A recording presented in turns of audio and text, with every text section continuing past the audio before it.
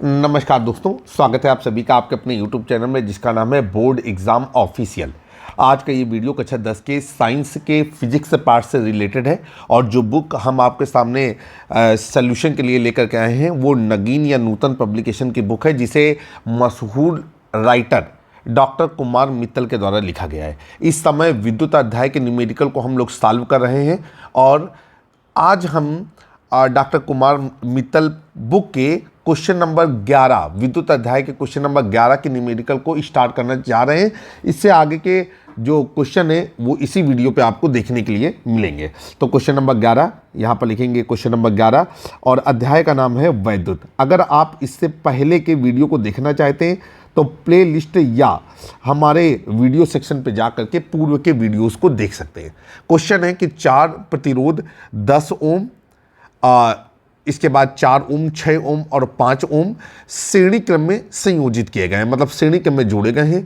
पूरे संयोजन के लिए सिरों के बीच विभवांतर 7.5 वोल्ट का है। प्रत्येक प्रतिरोध में धारा और विभवांतर का मान ज्ञात कीजिए। तो यहाँ पर लिखेंगे हम लोग कि प्रथम प्रतिरोध, इन प्रतिरोधों को क्रमशः हम लोग R1, R2, R3, R4 करके प्रदर्शित करेंगे। तब प्रथम प्रतिरोध, इसके बाद द्वितीय प्रतिरोध, फिर तृतीय प्रतिरोध, फिर इसके बाद चतुर्थ प्रतिरोध। आप पूरी भाषा लिखेंगे क्योंकि वहां पर करने के लिए सिर्फ एक क्वेश्चन रहता है जिसमें आपको अपना संपूर्ण प्रदर्शन दिखाना होता है। तो प्रथम प्रतिरोध हो गया हमारा R1 बराबर है हमारा 10 ओम। द्वितीय प्रतिरोध हो गया हमारा R2, ये है हमारा 4 ओम। तृतीय प्रतिरोध है हमारा R3 और ये है हमारा 6 ओम। इसके बाद चतुर्थ प्रतिरोध है हमारा R4 और ये है हमारा 5 ओम। तो R4 बराबर हो गया आपका 5 ओम। इसके बाद हम आगे चलेंगे। अब हमें क्या करना है कि ये श्रेणी क्रम में जुड़े हुए हैं और संयोजन के सिरों के मध्य विभवांतर 7.5 वोल्ट है। संयोजन के सिरों के मध्य विभवांतर का मतलब ये है कि जहाँ से सीरीज शुरू हो रही है और जहाँ सीरीज समाप्त हो रही है उनके बीच में कुल विभवांतर 7.5 वोल्ट का है। तो यहाँ पर लिखेंगे संयोजन का विभवांतर, संयोजन का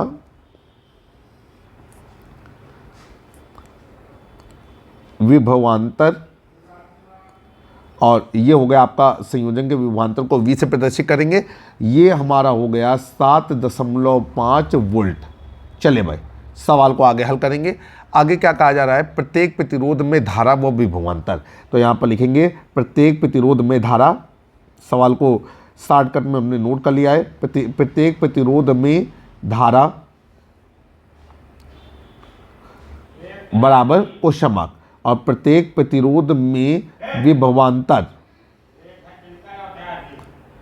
बराबर क्वेश्चन मार्क। चलिए भाई, अब देखिए सबसे पहले तो आप एक समझ लेंगे, जैसे कोई चीज़ श्रेणी क्रम में जुड़ी होती है, प्रतिरोध श्रेणी क्रम में जुड़े होते हैं, ऐसी स्थिति में जो धारा होती है वो सभी प्रतिरोधों में समान बहती है, ठीक है, लेकिन सबका विभवांतर अलग अलग होता है, ठीक है। आइए जरा आगे चलते हैं। आपको एक एग्जाम्पल के तौर पे हम बताना चाहते हैं कि एक सर्किट यहाँ पर हम एग्जाम्पल के तौर पे आपको दिखा रहे हैं कि ऐसे ये हमारे प्रतिरोध जुड़े हुए हैं ऐसे, फिर हमारा ये प्रतिरोध जुड़ा हुआ है ऐसे, फिर हमारा ये प्रतिरोध जुड़ा हुआ है ऐसे, और फिर हमारा एक प्रतिरोध और जुड़ा हुआ है ऐसे, ये, और ये हमारा है आपका पॉइंट A और ये है पॉइंट B।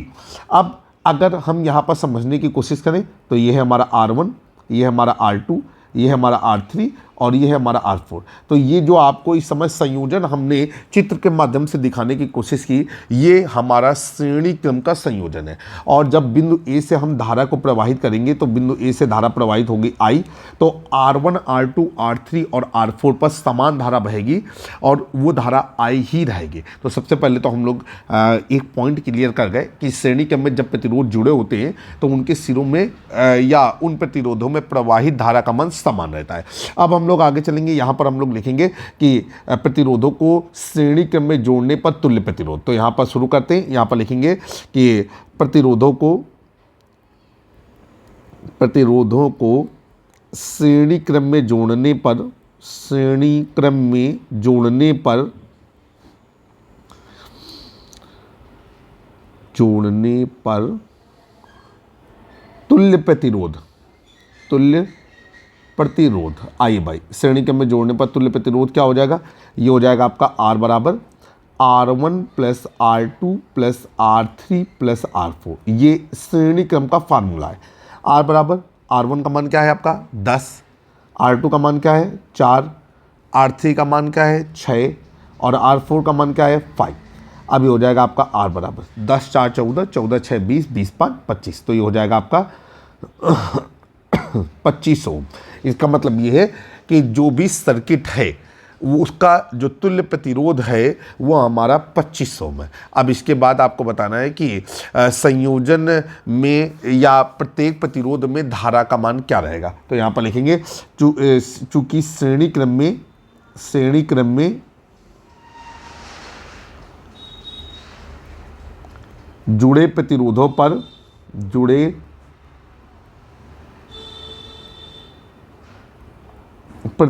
पर समान धारा बहती है,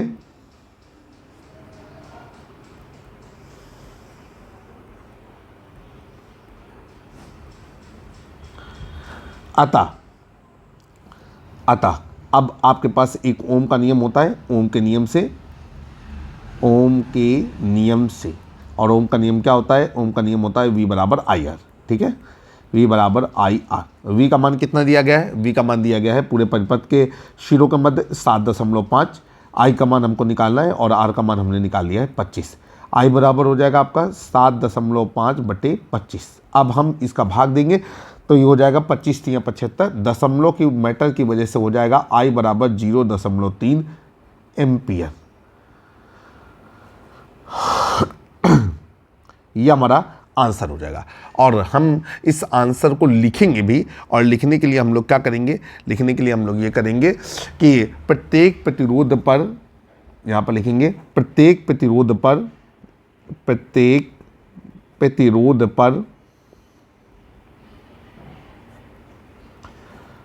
0.3 एम्पियर की धारा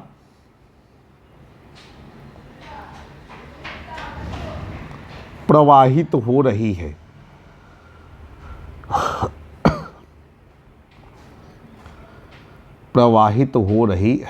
आइए भैया, अब देखिए एक पार्ट तो इसका कंप्लीट हो गया। अब दूसरे पार्ट को जब हम सॉल्व करने के लिए चलेंगे कि प्रत्येक प्रतिरोध पर हमको विभवांतर बताना है कि प्रत्येक प्रतिरोध पर विभवांतर क्या है। तो यहाँ पर लिखेंगे कि माना प्रथम कामा द्वितीय कामा तृतीय कामा चतुर्थ प्रतिरोधों पर विभवांतर क्रमशः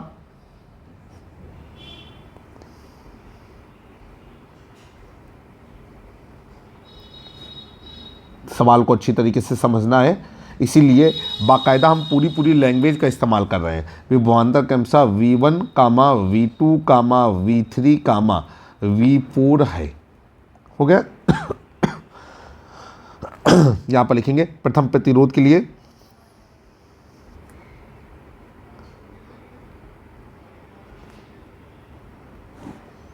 अब प्रथम प्रतिरोध के लिए क्या हो जाएगा, ये हो जाएगा V1 बराबर IR1।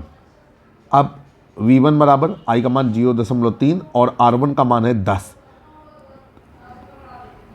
तो ये हो गया आपका 3 वोल्ट। ठीक है, अब द्वितीय प्रतिरोध के लिए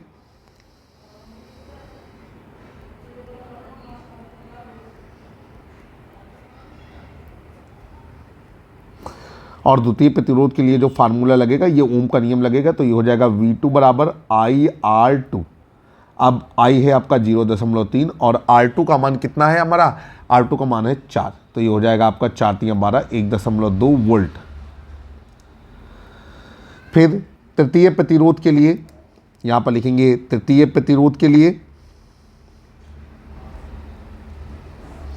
और ये हो जाएगा आपका V3 बराबर IR3। I का मान 0.3 और R का मान है 6। तो ये हो जाएगा आपका 1.8 वोल्ट। चतुर्थ प्रतिरोध के लिए, और ये हो जाएगा आपका V4 बराबर IR4। I का मान कितना है 0.3 और R4 का मान क्या है, R4 का मान है 5, तो ये हो जाएगा आपका 1.5 वोल्ट। और यहाँ पर हमने आंसर को मेंशन कर दिया, और हम नीचे चाहे तो इबारत में आंसर भी लिख सकते हैं कि प्रथम प्रतिरोध पर 3 वोल्ट का विभवांतर, द्वितीय प्रतिरोध पर 1.2 वोल्ट का, तृतीय प्रतिरोध पर 1.8 वोल्ट का और चतुर्थ प्रतिरोध पर 1.5 वोल्ट का विभवांतर है। इसके बाद हम लोग चलते हैं क्वेश्चन नंबर 12 की ओर। क्वेश्चन नंबर 12 आपकी स्क्रीन पर।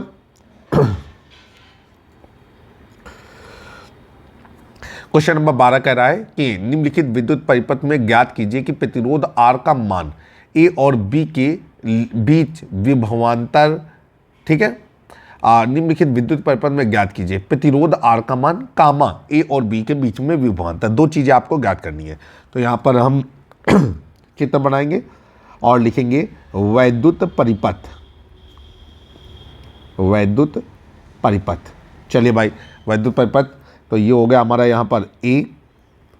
अब A से शुरू करते हैं कुछ इस तरीके से।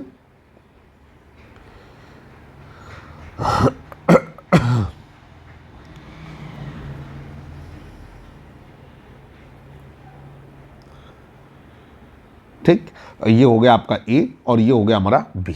अब यहाँ पर जो धारा है वो है आपका 1.5 एम्पियर और ये प्रतिरोध 2 ओम का है, ये निशान ओम का होता है। फिर आगे 1 वोल्ट का विभवांतर ये किस पर है, ये है द्वितीय प्रतिरोध पर, तो द्वितीय प्रतिरोध का मान है R। इसके बाद तृतीय प्रतिरोध जो है वो 4 ओम का है, तो ये हो गया 4 ओम।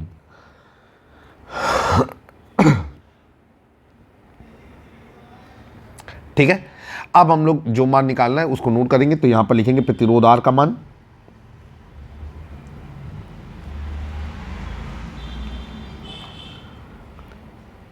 बराबर क्वेश्चन मार्क, और इसके बाद A व B के बीच विभवांतर, तो A व B के मध्य विभवांतर। चलिए भाई, आइए बराबर क्वेश्चन मार्क।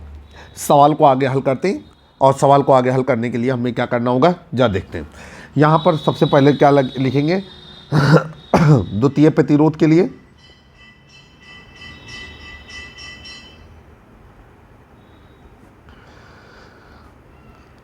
अब द्वितीय प्रतिरोध के लिए क्या कह दिया गया है विभवांतर, तो ये हो जाएगा आपका V बराबर 1 वोल्ट। भाई देखिए, केवल द्वितीय प्रतिरोध के लिए बात हो रही है V का। V बराबर हो जाएगा 1 वोल्ट, और प्रतिरोध तो हमें R दिया गया है, और धारा I बराबर क्या दिया गया है 1.5 एम्पियर, जो कि आपको पता है कि ये प्रतिरोध श्रेणी क्रम में, और श्रेणी क्रम में सभी प्रतिरोधों में समान धारा बहती है। तो यहाँ पर लिखेंगे चूंकि V बराबर IR 1 बराबर 1.5 गुणे R। अब R बराबर हो जाएगा आपका 1/1.5, दशमलव हटा तो ऊपर 0 आ जाएगा। R बराबर 5 दूनी 10, 5 तियाँ 15, तो ये हो जाएगा आपका 2/3 ओम। तो आपका पहला एक उत्तर आ गया कि जो आपका R दिया गया है वो दिया गया है 2/3 ओम। अब देखिए, सवाल कहा जा रहा है कि A और B के बीच में विभवांतर का मान क्या होगा। तो अगर हमें तुल्य प्रतिरोध पता चल जाए तो हम विभवांतर का मान आसानी से निकाल सकते हैं, क्योंकि धारा का मान आपको दिया गया है 1.5 एम्पियर। तो यहाँ पर लिखेंगे चूंकि तीनों प्रतिरोध श्रेणी क्रम में जुड़े हुए हैं, चूंकि तीनों प्रतिरोध श्रेणी क्रम में है,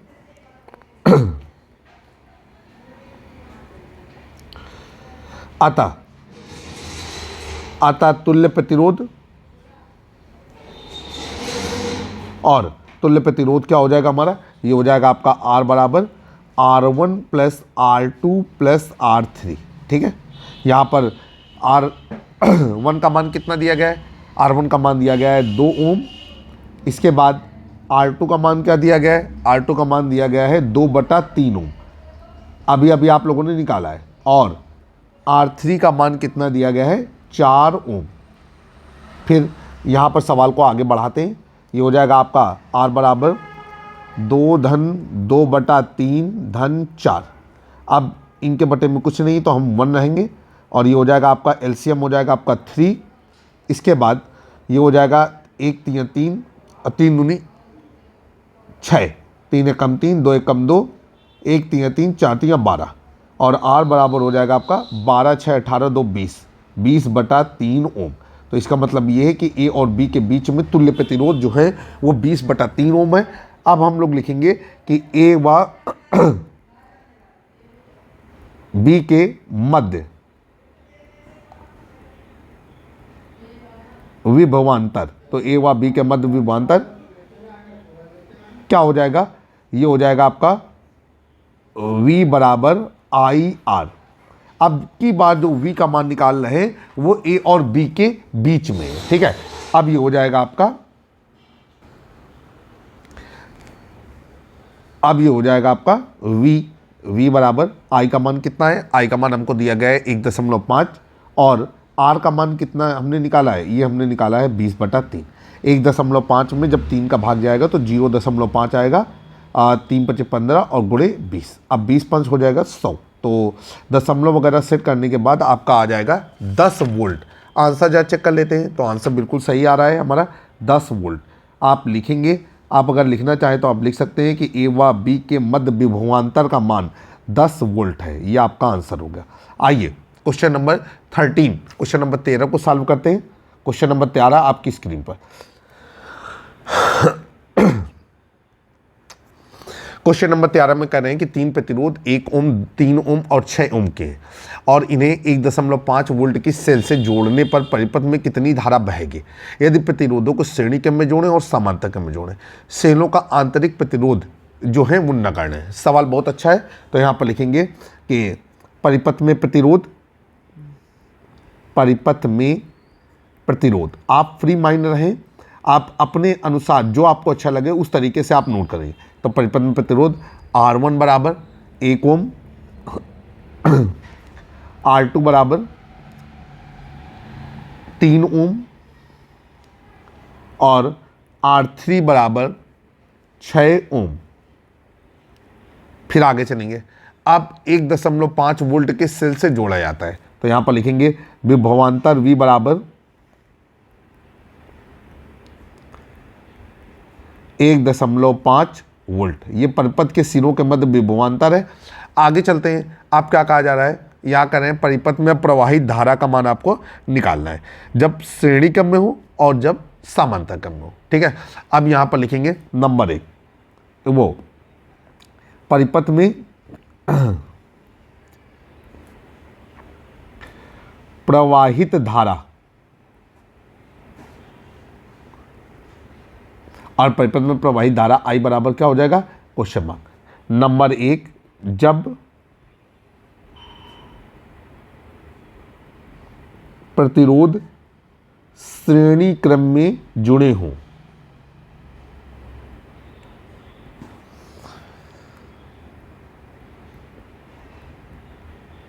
और जब प्रतिरोध श्रेणी क्रम में जुड़े होते हैं तो जो तुल्य प्रतिरोध होता है, तो यहां पर हम लोग लिखेंगे तुल्य प्रतिरोध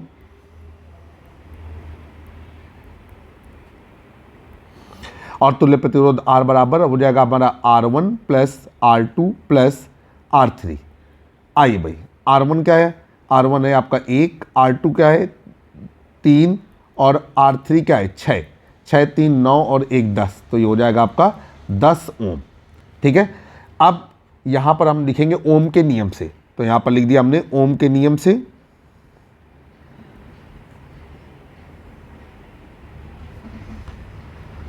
और ओम का नियम है V बराबर IR। V का मान हमें पहले ही दिया गया है 1.5, I का मान हमें निकालना है, और R का मान हमने निकाला है 10 ओम।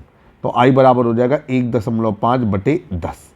अब जब हम इसको सॉल्व करते हैं तो ये हो जाएगा आपका, दशमलव हटेगा तो नीचे 0 आ जाएगा, तो ये हो जाएगा 15/100।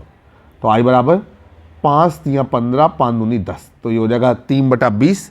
और जब 3/20 को हम आगे हल करेंगे तो ये कितना आएगा, ये हो जाएगा I बराबर, सबसे पहले तो आपको 0 लग जाएगा, दशमलव लगाएंगे तो 20 से कम 20, और क्या बचेगा आपका, 30 में 20 गया 10 बचा, दशमलव लगाए तो 0 बढ़ जाएगा, 20 5 100, तो I बराबर 0.5 और आगे क्या लिख देंगे, एम्पियर। तो ये आपका पहला आंसर हुआ। जिस समय ये प्रतिरोध श्रेणी क्रम में जुड़े होंगे उस समय परिपथ में 0.15 एम्पियर की धारा प्रवाहित हो रहे होंगे। आशा करते हैं कि जो भी आपको बता रहे हैं, समझा रहे हैं, वो भली भांति आपके दिमाग में बैठ रहा है और आप गुड फील कर रहे हैं हमारे साथ पढ़ते हुए। अब हम लोग चलते हैं क्वेश्चन नंबर, इसके पार्ट नंबर 2 की ओर। नंबर 2,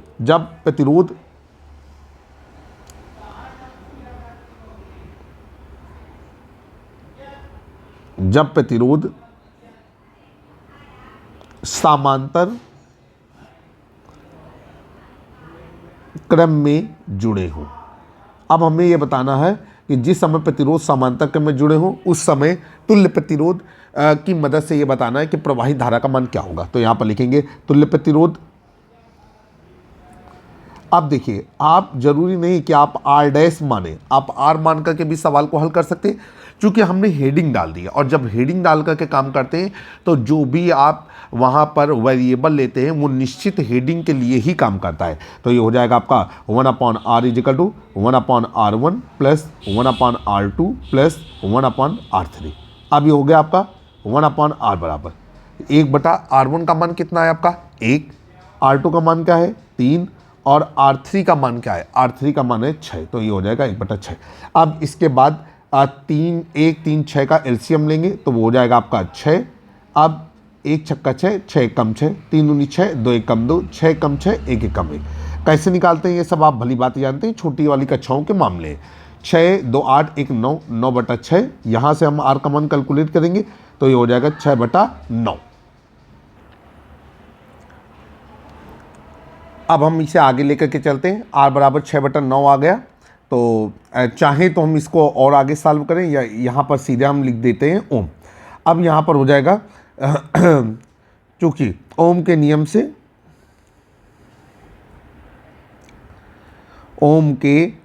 से, अब ओम का नियम क्या होता है, ओम का नियम होता है V बराबर IR, ठीक है। और परिपथ के लिए V का मान कितना दिया गया है, परिपथ के लिए V का मान 1.5 वोल्ट दिया गया है। तो 1.5 बराबर I गुणे R का मान हो जाएगा 6/9। यहाँ से I का मान अकेला करेंगे तो I बराबर हो जाएगा 1.5 गुणे 9/6। I बराबर ये हो जाएगा आपका 3 5 15 और 3 दूनी 6, ठीक है। अब हम इसको जब और सॉल्व करने की कोशिश करते हैं तो क्या निकलेगा हमारा, ये निकलेगा आपका I बराबर 9×45 मतलब 4.5/2।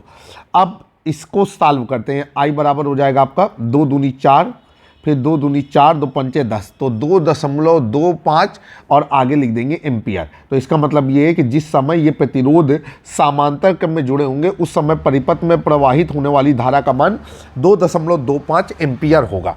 इस तरीके से आपने क्वेश्चन नंबर 13 को भी पूरी तरीके से समाप्त कर दिया। अब हम लोग चलते हैं क्वेश्चन नंबर 14 की ओर। क्वेश्चन नंबर 14 आपकी स्क्रीन पर।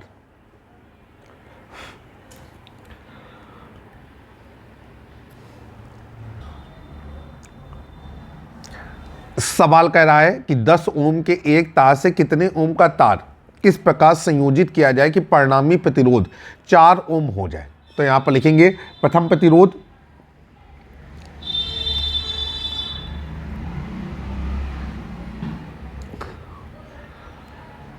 R1 बराबर, प्रथम प्रतिरोध R1 बराबर हो गया आपका 10 ओम। इसके बाद परिणामी प्रतिरोध,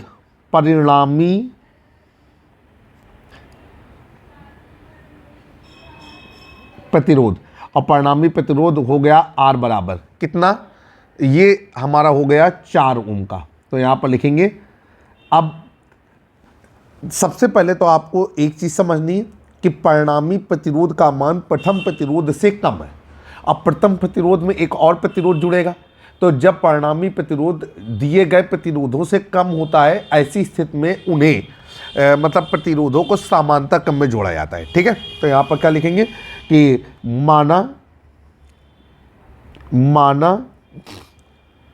R2 प्रतिरोध, कामा लगा देंगे, प्रथम प्रतिरोध R1 के साथ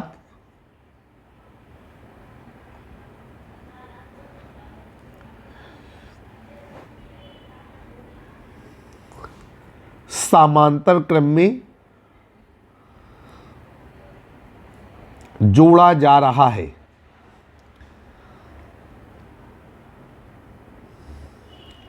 ये हो गया। अब नीचे हम लोग लिख सकते हैं कि इसलिए 1/r बराबर 1/r1 प्लस 1/r2। अब 1/r का मान क्या है 4 is equal to 1/10 plus 1/r2। फिर सॉल्व करेंगे सवाल को आगे।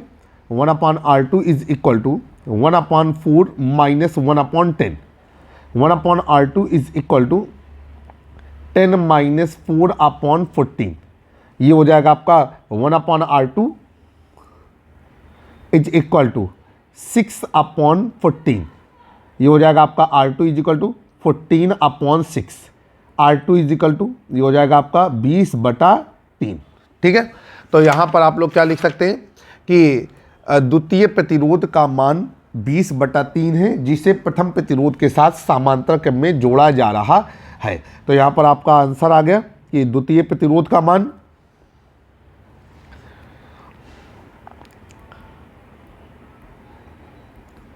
द्वितीय प्रतिरोध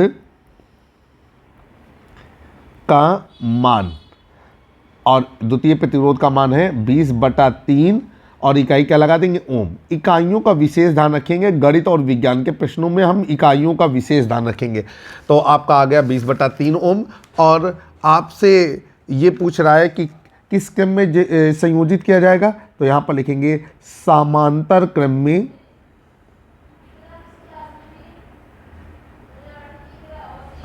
संयोजन। ये आपका उत्तर हो गया। आइए चलते हैं क्वेश्चन नंबर 15 की ओर। क्वेश्चन नंबर 15 आपकी स्क्रीन पर।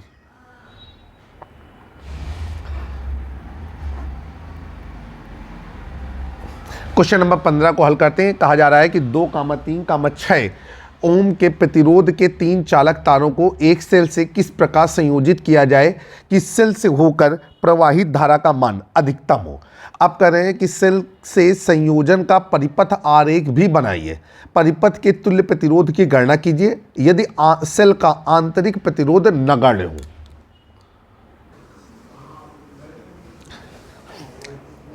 चलिए अब हम लोग यहाँ पर क्या करेंगे कि यहाँ पर सारी चीज़ों को यहाँ पर 1 बाय 1 प्रदर्शित करेंगे। तो लिखेंगे प्रथम प्रतिरोध,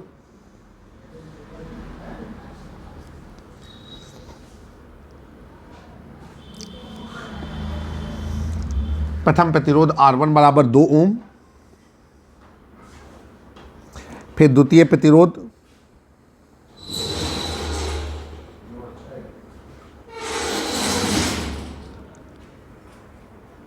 R2 बराबर 3 ओम।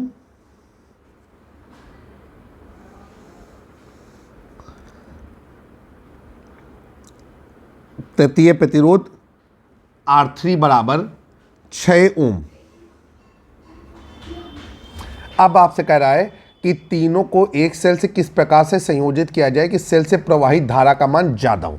ठीक है, और सेल से संयोजन का परिपथ आरेख भी बनाइए और परिपथ के तुल्य प्रतिरोध की गणना भी करिए। सेल का आंतरिक प्रतिरोध नगण्य है। तो देखिए सबसे पहले तो यहाँ पर हम आपको कोई चीज़ समझाने चाहते हैं कि यहाँ पर लिखेंगे ओम के नियम से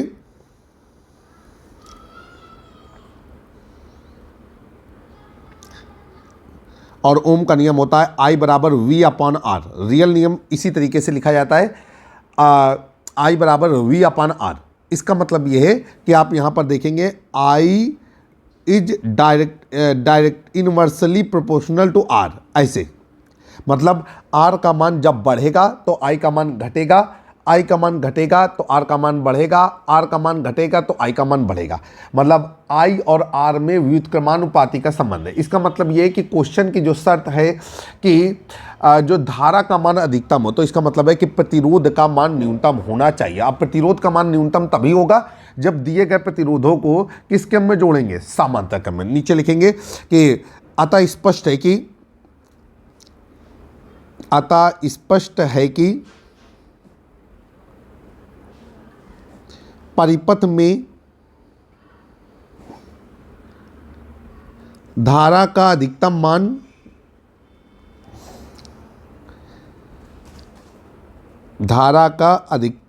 मान प्राप्त करने के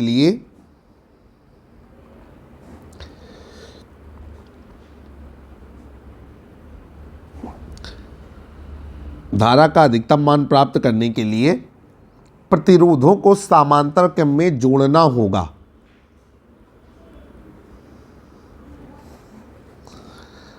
के लिए प्रतिरोध का मान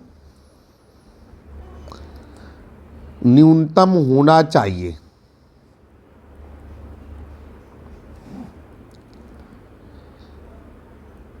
जो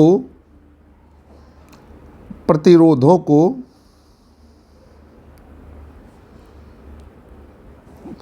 समांतर क्रम में जोड़ने से प्राप्त होगा।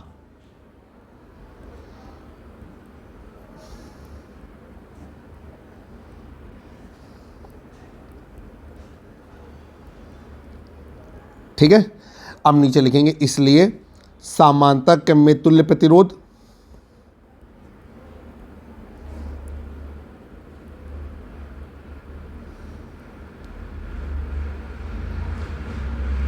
और समांतर क्रम में जो तुल्य प्रतिरोध है वो क्या हो जाएगा, ये हो जाएगा 1/r is equal to 1/r1 plus 1/r2 plus 1/r3।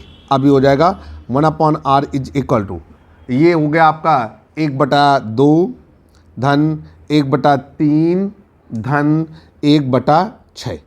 और आपको पता है 2 3 6 का एलसीएम जो है वो आएगा 6 और 2 3 6, 3 1 कम 3, 3 9 6, 2 1 कम 2, 6 कम 6, 1 1 कम 1। ये हो गया आपका 1/r is equal to 3 2 5 1 6/6 1/r is equal to 1 और r is equal to 1 ohm. और ये R क्या है, तुल्य प्रतिरोध है। ठीक है, अब जब R तुल्य प्रतिरोध है तो आपने तुल्य प्रतिरोध का मान निकाल लिया। इसके बाद कह रहे हैं कि परिपथ का आरेख ज्ञात कीजिए। सेल से संयोजन का परिपथ आरेख भी आपको बनाना है, तो उसके लिए हम लोग काम करते हैं। यहाँ पर लिखेंगे सेल से संयोजन का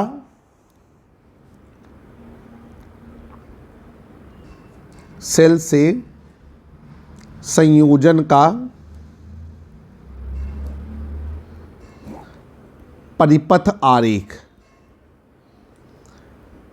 बहुत आसान है, हमको एक सेल लगाना होगा, तीनों प्रतिरोध लगाने होंगे, एक कुंजी लगानी होगी, बस आसानी से सवाल सॉल्व हो जाएगा। देखिए भाई कैसे क्या करते हैं। सबसे पहले तो हम कुछ इस तरीके से बनाएंगे कि ये हमने ऐसे लिया यहाँ पर और इसके बाद हमने इस तरीके से इसमें एक प्रतिरोध जोड़ा और इसको आगे ले गए। फिर इसके बाद हमने यहाँ पर ऐसे किया और ये प्रतिरोध जोड़ा इस पे इस तरीके से ये, और फिर हमने ऐसे ट्रांसफ़र कर दिया। ठीक है, और थोड़ा सा ये ध्यान रखेंगे कि थोड़ा सा लाइनों का भी ध्यान रखेंगे कि प्रतिरोध को एकदम नहीं मोड़ देना है। तो ये कुछ इस तरीके से रहेगा कि यहाँ से ऐसे और फिर इसके बाद ये तिरछा, फिर इसके बाद तीसरा वाला आएगा तो तीसरा वाला कुछ ऐसे जाएगा और फिर इस तरीके से हमने इसको बनाया और ये थोड़ा सा आगे बढ़ाते हुए ये जोड़ दिया। कला मेरी थोड़ी कम अच्छी है इसलिए हो सकता है कि कुछ कम बेहतर हम बना पा रहे हों।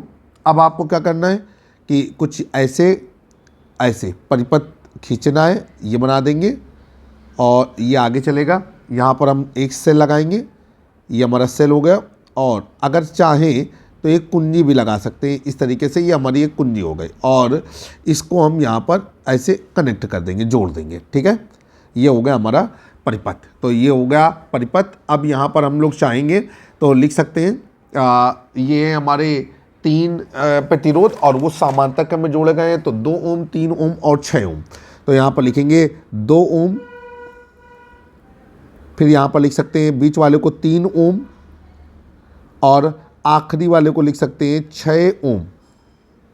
ठीक, अब यहाँ हम इस पॉइंट को कर सकते हैं ए और इस पॉइंट को कर सकते हैं बी। फिर इसके बाद एक चीज़ और ध्यान रखनी होगी ये जो धारा आ रही है, ये धारा यहाँ से आएगी I, तो वो यहाँ पर डाइवर्ट हो जाएगी, यहाँ I1 हो जाएगी, यहाँ पे क्या रहेगी I2 रहेगी, और यहाँ पर क्या रहेगी I3 रहेगी। धारा का मान अलग अलग है, जो अपने आप में ये बताता है कि ये जो प्रतिरोध हैं वो हमारे किस क्रम में जुड़े हुए हैं, वो समांतर क्रम में जुड़े हुए हैं। एक छोटा सा चित्र आपको दर्शाने की कोशिश की। आशा करते हैं कि जब आप चित्र बनाएंगे तो आप अपने कलात्मक छवि का प्रयोग करेंगे और चित्र को बेहद साफ सुथरा रखने की कोशिश करेंगे। मेरी कला थोड़ी सी कमज़ोर है, इसलिए मैं चाहे करके भी अच्छा चित्र बना पाने में असमर्थ रहता हूँ। देखिए, ये वीडियो 35 मिनट का है और इस वीडियो में हमने विद्युत अध्याय कक्षा 10 डॉक्टर कुमार मित्तल की बुक को सॉल्व करने की कोशिश की। और आज के इस वीडियो में इतना ही। अगर आपको हमारा वीडियो पसंद आया है, हमारे चैनल को सब्सक्राइब करें, बेल आइकन दबाना ना भूलें और अपने दोस्तों के साथ अपने स्कूल ग्रुपों में हमारे चैनल को साझा करें। अगर पढ़ाते समय कहीं पर कोई गलती रह गई है, कहीं कोई टॉपिक हम अच्छे से कवर नहीं कर पाए, उस बात को आप कमेंट बॉक्स में मेंशन करें ताकि आगे आने वाली वीडियो में हम उन गलतियों को ना करें। जल्द ही एक नए वीडियो में फिर से मुलाकात होगी, तब तक के लिए नमस्कार।